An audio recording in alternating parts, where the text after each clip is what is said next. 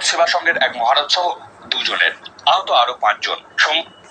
বাগনানে ভয়াবহ পথ দুর্ঘটনায় প্রাণ গেল ভারত সেবা সংঘের এক মহারাজ সহ দুজনের, আহত আরো 5 জন। সোমবার সকালে দুর্ঘটনাটি ঘটেছে 16 নম্বর জাতীয় সড়কের বাগনা লাইব্রেরি মোড়ের কাছে।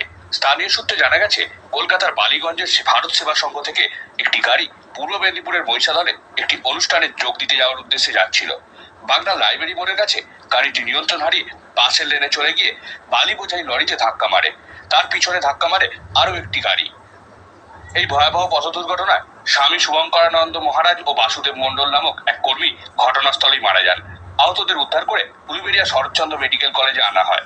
আহতদের দেখতে উলুবেড়িয়া শরৎচন্দ্র মেডিকেল কলেজে আসেন রাজ্যের মন্ত্রী পুলক রায়।